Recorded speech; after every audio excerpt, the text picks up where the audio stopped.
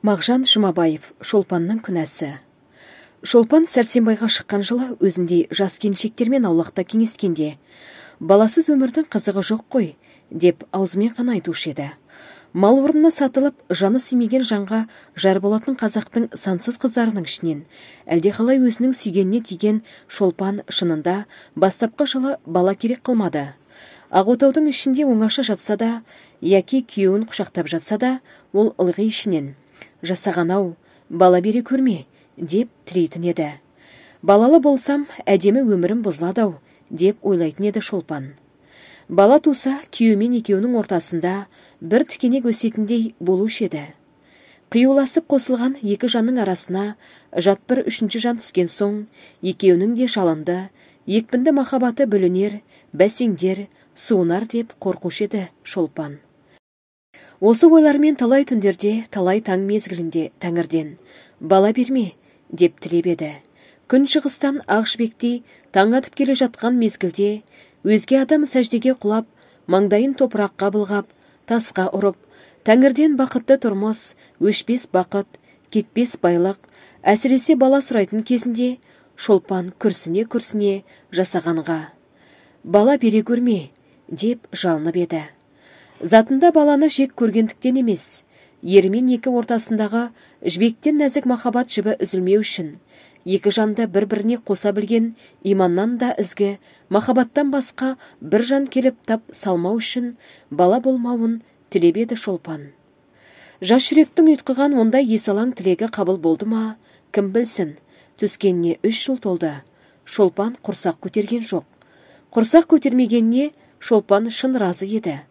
Ерімен екі ортадағы махаббат оты күн сайын дүрілдемегенімен, бәсеңдемей, бір қалыпта тұрғаны сол баланың жоқтығынан ғой деп ойлады Шолпан. 3 жыл бойы еріде ешбір уақыт бала жоқтамаған сықылды еді.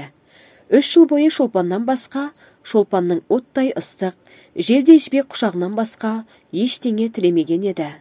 Оның өмірінің басы да, аяғы да, яғузысы да, сүбіханысы да Шолпан ғана сықылды еді. Дүниеде теңіз терең емес, адамның жаны терең. Шолпанның ерінің жанның терең түбінде қандай ой, қандай тілек жатқанын кім білсін. Әйтеуір Шолпанға осылай көрінуші еді. Қысқасы, Шолпан 3 жыл бойына оны осы ойдан қайтаратын ешбір сөз де естіген жоқ, ешбір іс те көрген жоқ. Дұрысы, баласыз өмір, бос өмір деген сөзді басқа талай адамдардан естіді. Бірақ жаны сүйген жарынан естіген жоқ. Ғашық адамға Құранның аяты қасиетті емес, жарының сөзі қасиетті. Жарынан басқа адамның сөзін не қылсын Шолпан? Бірін-бірі қуалап ай соңынан ай озды, бірін-бірі жетелеп жыл соңынан жыл озды. Не керек Шолпанның бала болмасын деген ойы бекігеннен бекіді.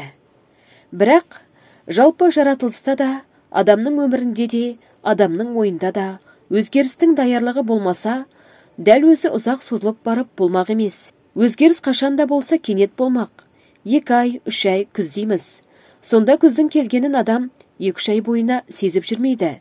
Бірақ уақытта, айталық, бірақ түнде әжімді жүзі жылауық күздің келгенін сезіп қалады. Шолпанның бала болмасын деген ойы да бірақ түнде өзгеріп шықты. Ұршыққа оралған жіптей, бас аяғы жоқ қыстың ұзын кеші еді. Іңірде мал жайлап болған соң, Шолпанның ері әңгімелесіп отыру үшін құрбысы Нұржанның үйіне кеткен. Нұржанның үйленгеніне 5 жыл болып еді. 5 жылдың ішінде 3 баласы бар еді. 2-і ұл, 1-і қыз. Шолпанның ері Сәрсенбай Нұржанның үйінде ұзақ отырып қалды. Сәрсенбайды ұзақ отырғызған Нұржанның ұзақ әңгімесі емес, оның 3 баласы еді. Әңгіме дейтін әңгіме де болған жоқ. Тек бәрі 3 баланың қызығына қарасып, мәз-мейрам болысты да отырды. Нұржанның 2 ұлы бұлдырласып, өлең айтқан болсады. Білектерін сыбанып, алақандарына түкіріп, төшталаңдап, бір-бірмен күресеміз деп ұстаса бергенде, аяқтары бір-біріне шалынысып қалып, біреуі жығылады, екіншісі оның үстіне жығылады. Үйде отырған жұрттың бәрі қарқ-қарқ күліседі. Балаларды кезек-кезек шақырып алып сүйіседі. Нұржанның әкесі немересін шақырып алып, асты-үсті, алды артынан тіпті сүймеген жерін қалдырмайды. Әсіресе Нұржанның кішкене қызының қылығы, тәттілігі балдан да тәтті еді. Сәрсенбай Нұржанның үйінде осы балалардың у-шуымен ұзақ отырып қалды. Жұртпен бірге ол да қар-қар күлді. Ол да балаларды кезек-кезек сүйді. Нұржанның үйінде Сәрсенбай ұзақ отырып қайтуға шыққанда, ауылдың бәрі жатып қалған еді. Қайтып үйге кірсе, Шолпан да жатқан екен, бірақ ұйықтаған жоқ екен.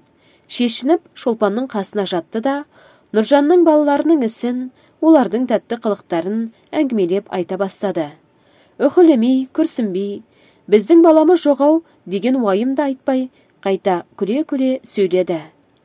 Сәрсенбай әңгімесінің арасында жай сөздің екпінімен балалы үй базар, баласыз үй мазар деген сөз ыбырасау дегенде Шолпанның басында жаңа бір ой жарқ ете түсті. 3 жылдан бері балам болмасын деген тілегінің қате болғанда да есалаң екендігі, бала болмаса екеуінің өмірінің қу мазарға айналатындығы еді. Араларындағы жалынды махаббаттың заманның озуымен бірге бірте-бірте майшамдай еріп сөнетіндігі, құшақтың ыстығы өмір бойы бір қалыпта тұрмайтындығы, екі жүйрік жүректің екпіні баяулаған кезде бір-бірінен жирендірмей, бір-біріне берік байлайтын бала екендігі, баланың ер мен әйел арасындағы дәнекер екендігі, міне, осы ойлардың бәрі сол сағатта ап-айқын боп Шолпанның көз алдына келді. Сәрсенбай балалардың тәтті қылықтарын күле сөйлеп, ұзақ әңгіме етіп айтты. Төсекте жатып, ол шын ынтасымен қарқ-қарқ күлгенде Шолпан да бірге күлді. Бірақ бұл күлген Шолпанның жаны емес, бет терісі ғана еді. Сәрсенбай манағы мақалды айтқаннан кейін Шолпанның сұңқардай ұшқыр жанын, желдей еслаң жүрегін қарашыландай қап-қара ойлар орап алып, улай бастап еді.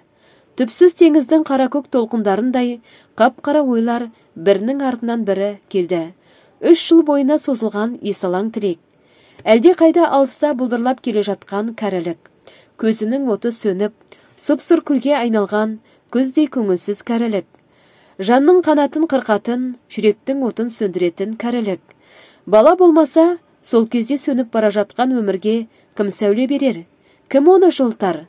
Бала болмаса, сол кезде ішіндегі дәні шіріп, кеуіп қалған шөптің қауызындай бос өмірдің кемтігін кім толтырар? Жоғау, әлде қайда алыстағы кәрілікті қоя тұршы. Оған өмір не жетер, не жетпес. Сол кәрілік жетпей-ақ, осы күннің өзінде-ақ өмір босап қалайын деп тұрған жоқ па? Жаһанда онан күшті нәрсе жоқ деп иман келтірген махаббаттың күші ермен екеуін бір-біріне берік байлауға 3 жылға ғана жетіп, енді өз-өзінен сөнейін деп тұрған жоқ па? Есі Шолпан 3 жыл бойына бала болмасын деп тіледі. Енді сол бала болмағандықтан ертегідей әдемі өмір қу мазарға айналайын деп тұрған жоқ па? Міне, Шолпанның жанында қара-көк теңіздің толқындарындай ұйтқыған ойлардың қорытындысы осы еді. Сәрсенбай әлдеқашан ұйқыға кетті. Бірақ Шолпан ана ойлармен уланып, кірпік қаққысы жоқ. Қыстың ұзын түні шайтанның шашындай ұзайғаннан ұзайды. Шолпанның ойлары да тереңдегеннен тереңдеп, қарайғаннан қарайды. Күншығыстан ағарып, алтын таң атып келе жатқанда, Шолпан болар-болмас күбірлеп, «Жасаған-ау, бала бере көр», деп жас балаша өксігін баса алмай, жасағаннан бала сұрап жатыр еді. Осы түннен былай қарай Шолпанның бар тілегі бала болды. Жатса да, тұрса да, ояу болса да, ұйықтаса да. «Жасаған-ау, бала бере көр», деген тілекті Шолпанның не аузы, не жүрегі айтушы еді. Бірақ бірін-бірі қуалап, ай соңынан ай озды. Тілей-тілей тілек тозды. Соға-соға жүрек тозды, тілек тозды, жүрек тозды, өмір тозды. Талай түндерде көзден емес, жүректен ыстық жас төкті. Сопы болды, ылғи дәрет алып, таза жүрді, намаз оқыды. Күн сайын таң сібірлеп келе жатқанда тұрып, сәждеге құлады. Тасбиғын санап, сүбханал айтты. Бірақ бала болмады. Шолпан өзінің сопылық жолға түсу себебі бала екендігін ешкімге айтқан жоқ. Жанынан жақын ері Сәрсенбайға да айтқан жоқ. Сондықтан Шолпанның мынау мінезі Сәрсенбайға да, басқаларға да жат оғаш көрінді. Жақыны да, жаты да күлісті, келемеш қаласты. «Ой, сен пірадар болайын деп жүрсің бе?» деп күлетін болды Сәрсенбай. Ауыл аймақ Шолпанға пірадар келін, Пірәдәр жеңге. Пірәдер абысынымыз деп ат қойды. Үлкен де, құрбы да, балашаға да күлді.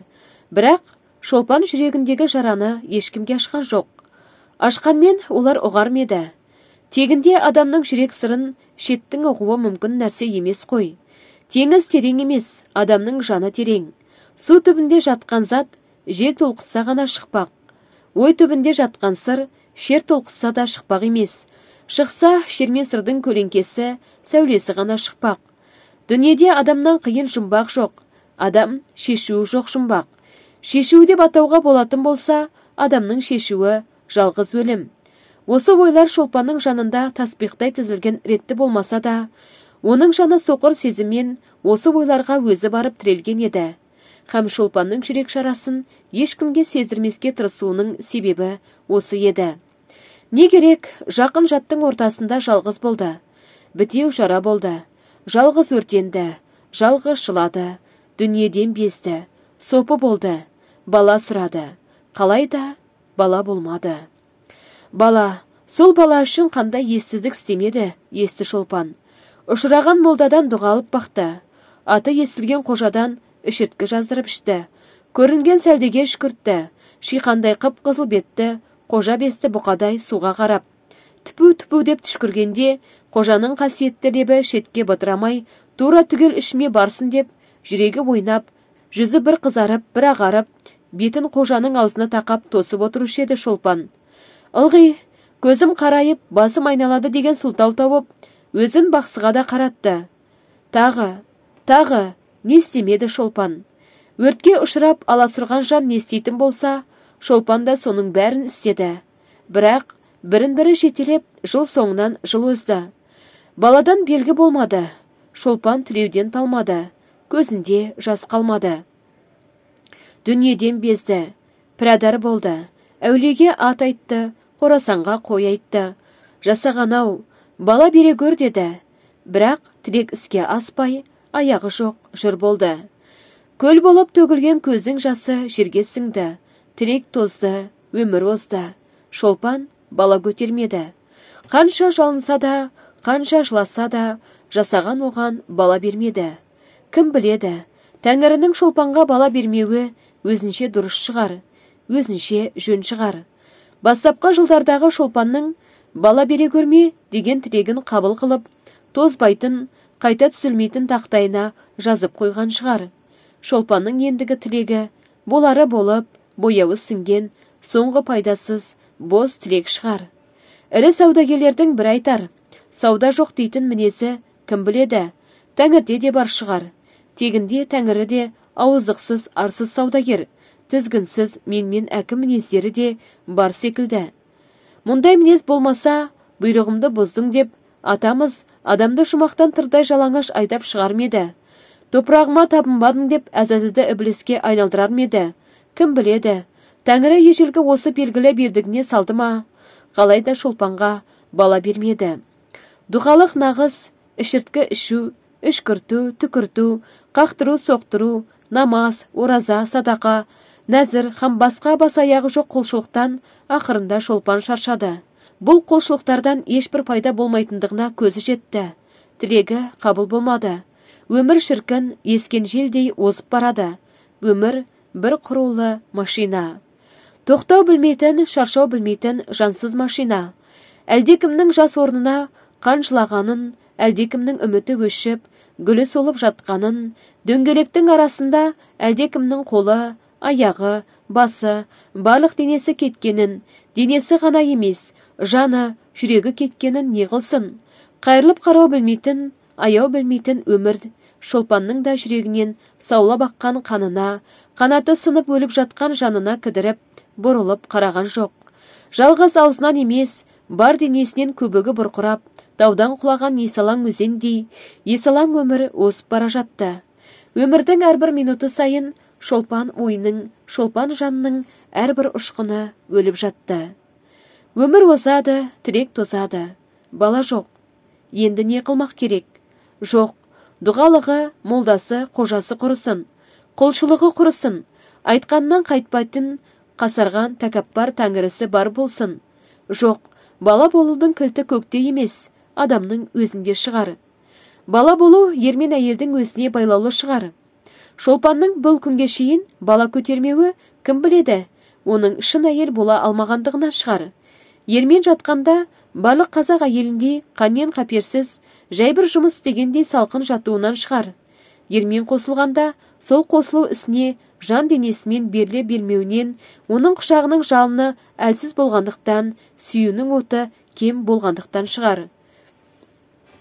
Осы әрі тәтті, әрі улы ойлардың билеп айдауымен Сәрсенбайға жатқанда тіпті екінші түрлі жата бастады. Денесі өртке, құшағы жалынға, аузы отқа айналды. Сәрсенбайдың қойнына жата бастағанда, мойнына бұғалық түскен киіктің асаулағындай, өміріне ер затын бірінші рет көретін, 13 жасар жас қыздай дірілдеп, күйіп жанатын болды. Құшақтағанда Сәрсенбайдың қабырғаларын бір-біріне қабыстырғандай қысып-қысып құшақтайтын болды. Аузынан Сәрсенбайдың бетіне от жібергендей құшырланып, жалындап сүйетін болды. Шолпанның улы құшағында сең соққан балықтай соқтығып, уышып айнаған адамдай елжіреп жатып Сәрсенбай: «Ой, сен кәрі боз, қартайғанда жорға шығарайын деп жүрсің-ау», деп ырыс-мырыс күлетін еді. Сәрсенбайдың мынау күлкісі Шолпанның жүрек жарасына бұрыш себетін еді. Сол кездерде оның көздеріне меруерттей мөлдіреп жас келетін еді. Жанынан жақын көрген Сәрсенбайдың оның жан сырын, жүрек жырын ұқпағанына зығырданы қайнаушы еді. Жүрегі уға толушы еді. Бала үшін дүниеден безіп, сопы болып жүрген кезінде пірадар деп келемеш қылғанына, сол бала үшін жан-тәнмен беріліп, әдейі есалаңдаған шақтарында оған жорға деп ат қойғанына Шолпан Сәрсенбайға шын-шын ренжуші еді. Бала екеуінің де жоқ емес пе? Екеуіне бірдей керек байлам емес пе? Сәрсенбай сол ортақ жоқты неге бірге іздеспейді? Баласыз өмірдің бос екенін неге сезбейді? Ол неге сол іздеу отына Шолпанмен бірге түспейді, бірге жанбайды? Еркек атаулы бала дегенде ішкен асын қойғанда Сәрсенбай неге бала деп аузын алмайды? Әлде жоқ. Болмас, кім біледі? Жоқ, ендеше ол неге бала іздемейді? Неге? Шынында, ол әлде бедеу еркек бекен? Тәңірім, егер ол шынында ол бедеу болса, құлшылықтың кемдігінен, құшақтың салқындығынан болмай, Сәрсенбайдың бедеулігінен болса, 5 жылдан бері Шолпанның жүрегіне түскен жара мәңгі жазылмайтын жара болғаны ма? Жайнамаз үстінде төгілген ыстық жастар, жалынды құшақтар, отты сүйілер, бәрі әсерсіз желге кеткені ме?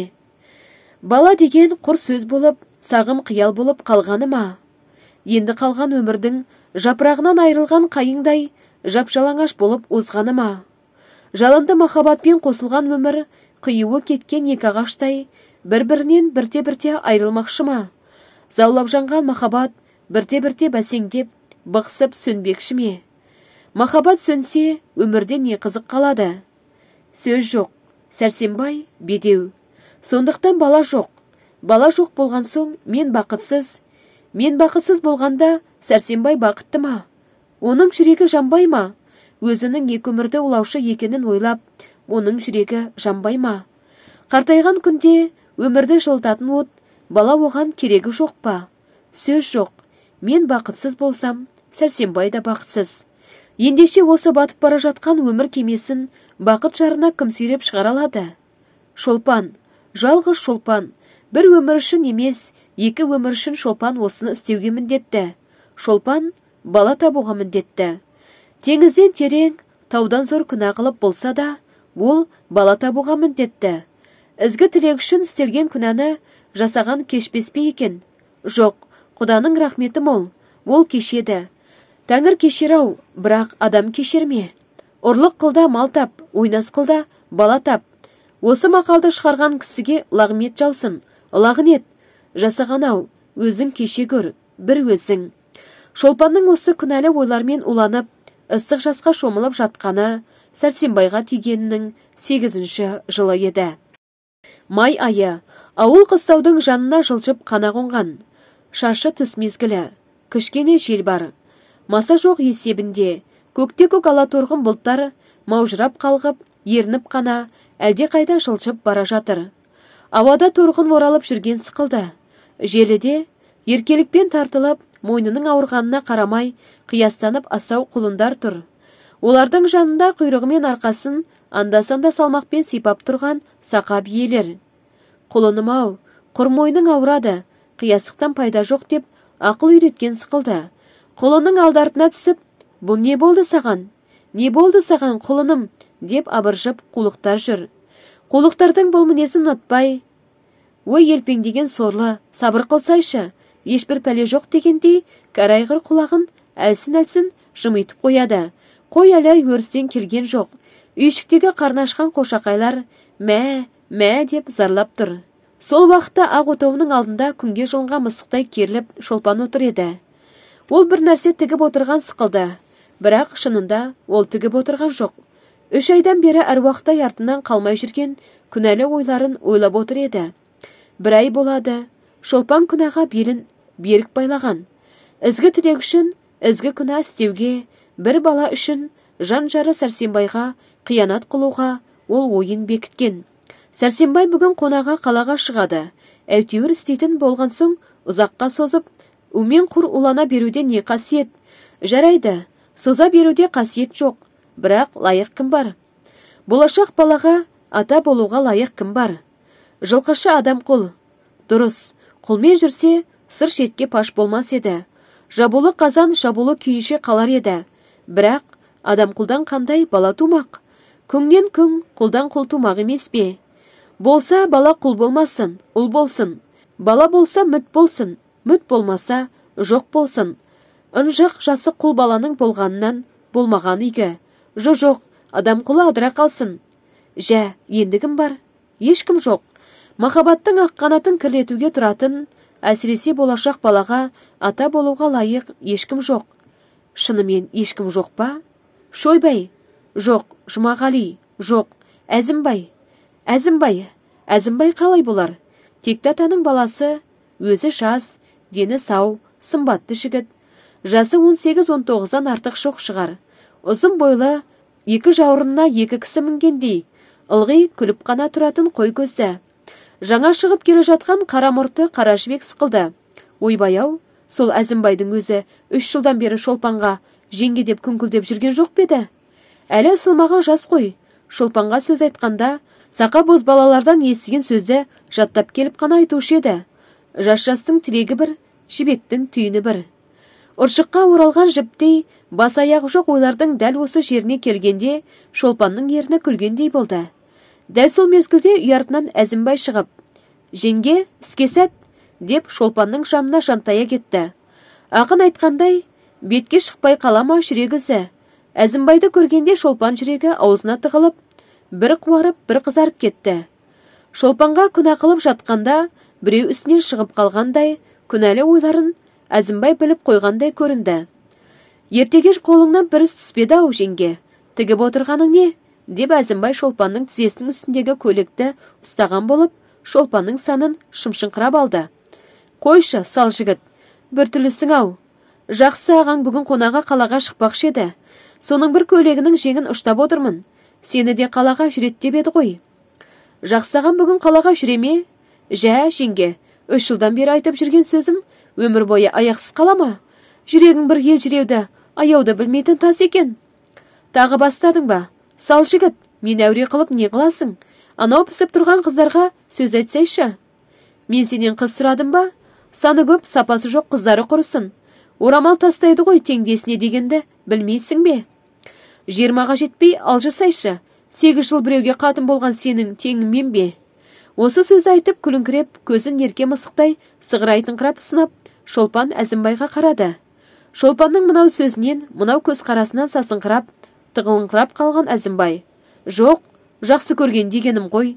Тәйірі неше жыл қатын болса да, бала таба алмаған әйел кәрі бола ма?»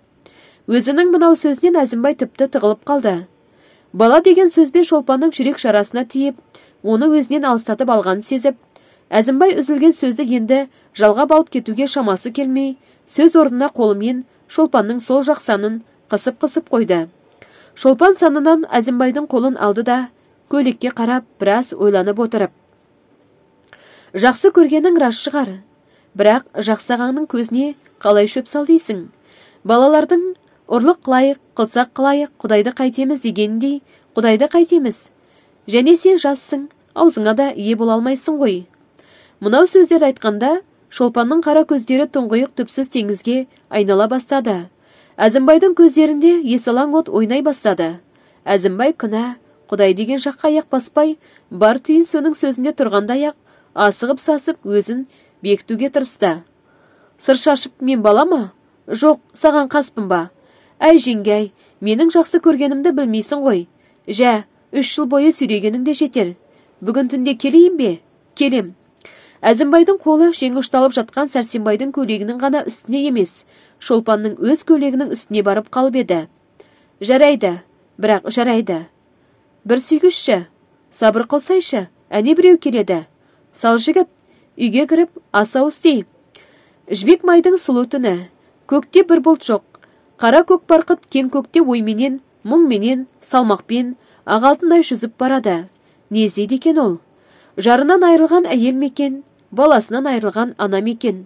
Қыстаудың сыртындағы солы шіліктегі көлбақалар шолап жатыр. Бақ, не дейді екен олар? Жан керек, жар керек, бала керек дей мекен. Көл бойынан дамылсыз Құдірет-ау деген дауыс естіледі. Өмір бойы Құдіретті аузынан тастамайтын, қандай ауыр күнә істеді екен ол құс. Төсек ағаш үстінде Шолпан жатыр. Жатар алдында иісі сабынмен жуынған. Сандықтан жаңа көйлек алып киген. Ол кім үшін жуынған, кім үшін киінген? Кімді күтеді ол? Әзімбайды күтеді. 8 жыл бал алысып тұрған, еш шай деспеген жан-жары Сәрсенбайдың көзіне шөп салу үшін Әзімбайды күтеді. Не үшін? Бала үшін. Жасаған-ау, өзің кеше көр, аяқтаусы. Есікті ашып, үйге кірді. Әзімбай тура төсек ағашқа келе жатыр. Шолпанда үн жоқ. Мойнына қорық түскен құландай, денесі дірдір етеді. Жүрегі дәл аузында тұр. Бірін шығарсақ, жүрегі аузынан атып шығатындай. Денесінің бір жері мұз. Түлкі алған жастазыдай, екі иінен демін алып, жалмажан шешініп, Әзімбай көрпеге кіріп келе жатыр. Тап сол минутте тазының көздеріндей, Әзімбайдың көздері де қып-қызыл шығар. Шолпан, ой, кет деп айқай салып жіберуге ойлады. Жоқ, үні шықпайды. Әзімбай көрпеге кірді де, жеңге деп жұлмалай бастады. Шолпан соққы жеген адамдай сыбырлап, сал жігіт, кішкене жай жата тұрсайшы деді. Ол күнә есігінен кірер алдында жүрек жарасын Әзімбайға ашпақшы еді. Жанын жеген жегіні суырып алып, Әзімбайға көрсетпекші еді. Туғаннан бері қиянат жолына баспай, тас болып келген жүректің не үшін бүгін жібігенін айтпақшы еді. Оның іздегені отты, жынды құшақ емес, бала екенін білдірмекші еді. Әзімбайды өз қасіретіне ортақ қылмақшы еді. Бірақ Әзімбай оны тыңдаған жоқ. Қоян қуған төбеттей көрпеге кіргеннен ақ аласыра бастады. Бірау сөзге келместен Шолпанның денесін умалай бастады. Ойын бітті. Шолпан сұлап жатқан өлік сықылды жатыр еді. Есалаң мас Әзімбай, мас ойымен әуре болып жатқанда, Шолпанның бота көздерінен мамық жастыққа ыстық мөлдір жас сорғалап жатыр еді. Әзімбайдың Шолпанның жанымен, көзінен аққан жасымен ісі болған жоқ. Өзімен өз әуре, Шолпанның денесімен әуре. Шолпанның басы астындағы мамық жастың шылқылдаған су болды. Түн ортасынан ауған кезде су жастыққа беті тиіп Әзімбай, «Ой, сен неге жылайсың? Бірадар десе, бірадарсың-ау» деді. Есалаң Әзімбайдың Шолпанды ұққаны осы болды. Таң ағарып келеді. Шолпанның бетінен бір сүйді де. «Енді мен қайтам. Ертең ертерек келем» деді Әзімбай. Жылап-жылап шаршап талып жатқан, жас баладай сұлық жатқан Шолпан, «Жоқ, енді тіпті келме» деп айтуға оңтайланып еді. Бірақ оның іздегені не еді? Бала. Осы бір түннен бала болса жақсы. Болмаса, мынау түн өмір бойы Шолпанның мойнында лағнет қамыты болмай ма? Мынау күнә өмір бойы күнә болып қалмай ма? Бота көзінен мөлдір жасын жеңіменен сүртіп, Шолпан күбірлеп қана, «Кел, сал жігіт, кел, кел» деді.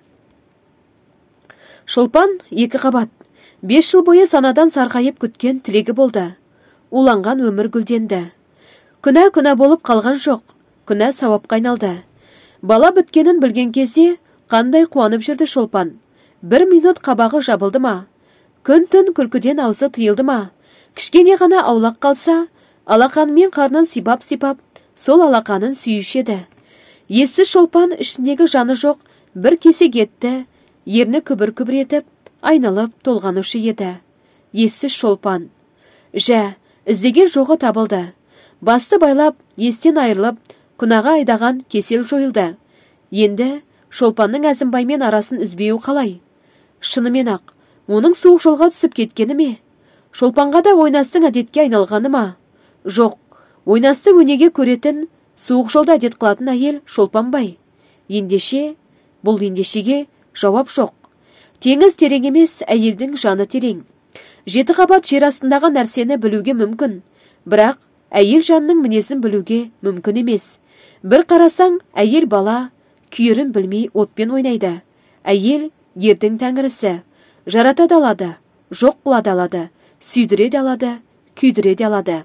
Әйел ердің құлы, табанның астында топырақ болады, ердің көлеңкесіне айналады, өзі жоқ болады. Әйелдің әруағы басса, ер күйеді, жанады, бірақ өзінің жеке бір адам екендігін ұмытпайды, жоймайды. Ердің әруағы басса, әйел адамдықтан шығып, жоққа айналады, есінен айырылады, тілі байланады. Әсіресе әйел бұзық жанды болмаса. Ол вақытта мұндай әйелдің ердің көнгіш күңі болуында ештау жоқ. Шолпан осындай әйелдің бірі еді. Жанынан денесі, денесіне жаны айырылмайтын. Кімге берілсе де, жан денесімен түгел берілетін әйел еді.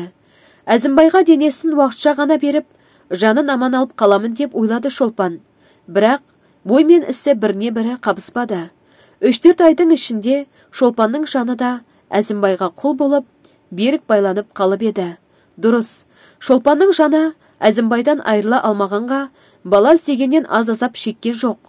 Ежелден көз жасына сараңдық қылып үйренбеген Шолпан бұл туралы да талай түндерде жылады. Бірақ көз жасымен жанды түзетіп бола ма? Шолпан да болдыра алмады. Әзімбайды көргенде басы айналған болып, денесі дірілдеп, тілі күрмелуші еді. Денесінде ыстық қан ойнаған мас Әзімбайдың жансыз нәрседей жумалап, умалауына қалай көнетінін Шолпан өзі де білмеуші еді. Шынын айтқанда, есалаң Әзімбай тілге келуге, ойлауға мұршада бермеуші еді-ау. Жарайды, не болса да жасағанның жазуы шығар. Іштегі баланың атасы болғандықтан, Әзімбаймен араны үзуге тиісті емес шығар. Күнә да емес шығар. Сәрсенбай некелі ері болса, Әзімбай баласының атасы. Жасаған өзі кешірер. Бірақ мынау шегідей жайылып бара жатқан өсекпен қалай күреседі Шолпан? Жас Әзімбай, мас Әзімбай, есалаң Әзімбай, мынау сырды тырнақтай жасыруды білмейді. Кісі барау деп айылын жиюды білмейді. Көрінген жерде күшіктей арсалаңдап жатқаны, жолыққан жерде жұмалап жатқаны, өсегі құрғыр жайылғаннан жайылып барады. Бірадар келін, қар келін деп аталса, Шолпан жұртқа не бетімен қарар. Анау күні енесі, осы келін, Әзімбай сенің отауыңа неге қалшыңдап келе береді дегенде, Шолпан жерге кіріп кете жаздадау. Жұрты құрысын, енесі құрысын, өмірі құрысын. Сәрсенбай, жанынан жақсы көрген Сәрсенбай. Сол Сәрсенбай Шолпанға баяғыдай ма? Неге ол бұрынғыдай жадырап жүрмейді? Неге ол ылғи ойлы? Екі жанды байлаған, жібектей нәзік махаббат жібі үзілген сықылды емес пе? Баласы құрсын, сүттей ақ махаббатты, балдың тәтті өмірді улаған баласы құрсын. 8 жыл бойы сен демеген Сәрсенбай бір жылы сөз айтудан қалды. Қит етсе, сынықтан сылтау тауып, балағаттап тастайтын болды. Балағаттың аяғы жегуге, қамшыға айналып бара жатқан жоқ па? Күні кеше Сәрсенбай Шолпанды неге ұрды? Бұрын барлық дүниесі суға ағып бара жатса, ләм демейтін Сәрсенбай Шолпанды неге сілейтіп салды? Не үшін? Бір шынаяқ шоғыры қолдан түсіп кетіп сынған үшін. Сол үшін бе? Жоқ, Әзімбаймен ойнас қылған үшін. Ұрам деп айтып ұрмайды. Неге ол аузына тас салғандай үндемейді? Ол бірдеңе десе, Шолпан да айтар еді. Өзінің не үшін күнә қылғанын, бала үшін ойнас қылғанын айтар еді. Жоқ, үн жоқ.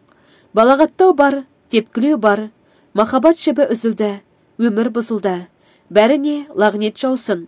Өмірді улаған сол іштегі балаға лағнет жаусын. Талай түндерде мынау түйінді шешу үшін қасіретпен сарғайған Шолпан талай ой теңізіне кірсе де ой түбіне жете алмады. Мынау жанды жеген жұмбаққа ортасында екі оттың мені тәңірім қор еттің деп зарлаудан басқа жауап таба алмады. Сәрсенбаймен екі ара шиеленіскеннен шиеленсе берді. Екі жанның арасы алыстағаннан алыстай берді. Бірақ дүниеде адам таппаған жұмбақты заман таппақ. Адам құрығаннан құтылғанмен заман құрығынан құтылып кететін еш нәрсе жоқ. Сәрсенбай мен Шолпан арасындағы мынау түйінді де ұзатпай заман өзі шешіп берді. Сентябрь жұлдызының соңғы күндері. Ауыл қыстаудың ғана алдында отыр. Салқын түн. Түсі суық сол бұлттар аспанда бір-бірімен жарысып бара жатыр. Жердің бетін аппақ кебіндей болып боз құрау жапқан. Арба астында байлаулы жатқан бұзаулар тоңып, анда-санда мө-мө дейді. Олардың жандарында қарны кебежедей болып жатқан сиырлар еш нәрсені елең қылмай пыс-пыс етеді. Сәрсенбай бүгін таңертең ғана қалаға малайдап кеткен. Отауда төсек ағаш үстінде шыт көрпеге оранып Шолпан жатыр. Оның қойнында ерке баладай көлбеңдеп жатқан Әзімбай қор-қор етеді. Шолпан да ұйқыда. Арбаның сырлағанындай бір дауыс. Шолпан селк етіп оянып кетті. Сүйкеніп жатқан сиыр ма екен? Жоқ, арба, арбалы. Әзімбай!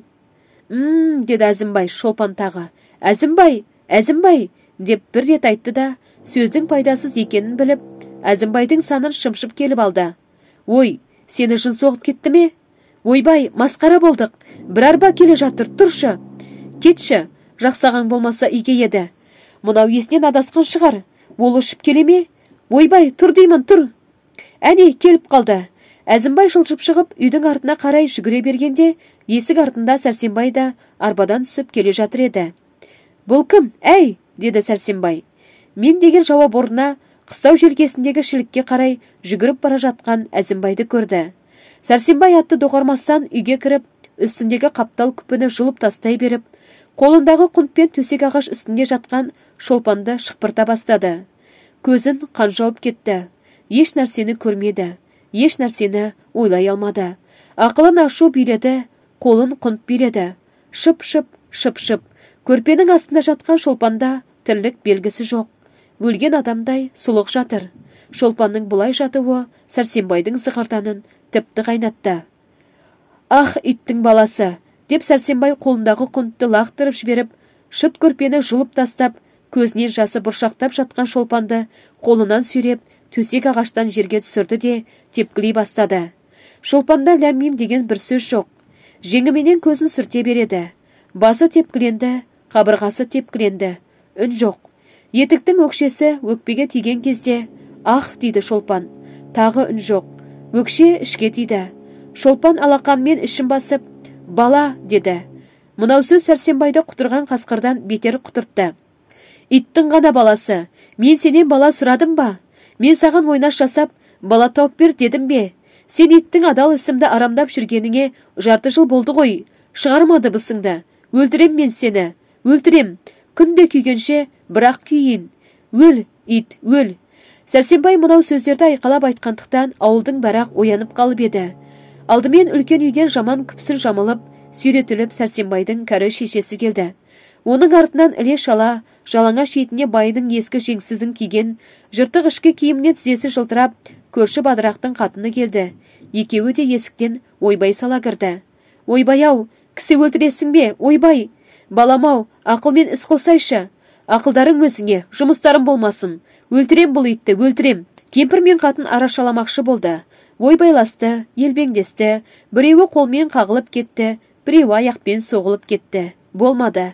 Беті қоп-қу, көзі қып-қызыл болған Сәрсенбай тепкілеуді тоқтатқан жоқ. Шолпанда тірлік белгісі жоқ, бір кәлима сөз жоқ. Демде алмайтын сықылды. Әлде талып жатыр, әлде бір жола өліп қалды. Екі қатын өздерінен еш қайрат болмайтынына көздері жеткен соң ауылды жимақшы болды. Бадырақтың қатыны есік алдына шығып, ойбай-ау, ойбай, өліп қалдыңдар ма? Келсеңдерші, мұнда кісі өліп жатыр, деп ойбай салды. Өздері үрпейісіп отырған ауыл мынау ойбайды естіген соң үйлерінен жүгіре шықты. Кемешегін қисық киіп, аяғына кебіс іле салып шыққан қатын, қақырынып түкірініп, елді басына көтерген отағасылар, мәссін қоңылтаяқ киген, өзінен өзі ұялатын келіншектер, кең қоныш етек, кең қолтық қаптал киіп, дамбалының аузы салақтап, семіз болмаса да, семіз адамдай талтаң-талтаң басатын жаңа атқа мініп келе жатқан кісімшіктер, сырған ақсұр бешпетін киіп, қолына асасын алып, зекет жиып жүріп, бір үйде қонып жатқан Темір қожа да келіп қалды. Ауылдың жиылуын күтпей-ақ Бадырақтың қатынның ойбайы шыққан соң, Сәрсенбай ұрудан өзі-ақ тоқтап еді. Шолпанда тірлік әсері жоқ, сұлық жатыр. Үстіндегі көйлек пара-пара, денесі, беті, басы бәрі қан. Аузынан да, мұрнынан да қан кетіп жатыр. Сәрсенбай төсек ағаштың үстіне шығып отырды. Бой жоқ, еш жоқ, сөз жоқ, тіл жоқ. Оның өзі де талықсыған сықылды еді. Есіктен халық ағылып кіріп жатыр. Мына шіркін есінен адасқан шығар, деді біреуі. Ойбай, бетім-ау, өліп қалған жоқ па, деді екіншісі. Өлсе өлсін, қар неме, деді үшіншісі. Азан-қазан, абыр-сабыр, Темір қожа шолпанның бірегін ұстады да, су бүркіңдер, деді. Біреуі алып келіп су бүрікті. Әлдене уақытта шолпан демалып, болар болмас. Алла, деді. Алладан садаға кет, иттің баласы, деді Сәрсенбай. Сәрсенжан, шырағым, сабыр қыл, әйел ұрмайтын ер болмайды, бірақ. Тақсыр, сіз бұл араға кірмеңіз, өлсін ол, ит, өлсін. Сәрсенжан, ақылыңа қайт, кісі өлтіру. Әйтеуір ол маған қатын болмайды, талақ болсын, талақ, талақ. Сәрсен, ашу дұшпан, ақылдос, сабыр қыл. Пәден жыл еш шайдеспеген қосақтан айырылу оңай емес. Заты адал ас арамға айналса, қайтадан адалдап алу шариғатта бар нәрсе. Мысалы, әйелдің олай-бұлай оғаш мінезі білінсе, оны шешіндіріп, төбесінен 40 шелек суық су құю керек, дейді шариғат. Қожаның аузына мынау сөз шығар-шықпастақ 5-6 қатын жаңа есін жинап келе жатқан шолпанды сүйрелеп алада жөнелді. Сентябрьдің салқын түнінде қараңғы шорам үйде 5-6 қатын тырдай жалаңа шешіндіріп, сүймелеп ұстап тұрғанда, шолпанның шала-шарпа есі бар еді. Бір қатын тістеніп келіп, үлкен темір шелекпен мұздай суық суды шолпанның басына құя салды. Үн шығармады, бірақ селк ете түсті шолпан. Тап сол секундта шолпанның миында бүкіл өмірі нажағайдың отындай жарқ етіп өтті. Жаңа шолпы тағып, сол шолпаны әдейі сылдырлату үшін жүкті әдейі қайта-қайта бұзып жинағаны, апасынан жалынып сұрап қызойнаққа барулары, Сәрсенбайдың босаға аттағалы келгені, бірінші түн, үшкірген қожаның боқа көзі, Әзімбайдың қара мұрты, тістеген қатын күбірлей-күбірлей екінші шелек суды құйып жіберді.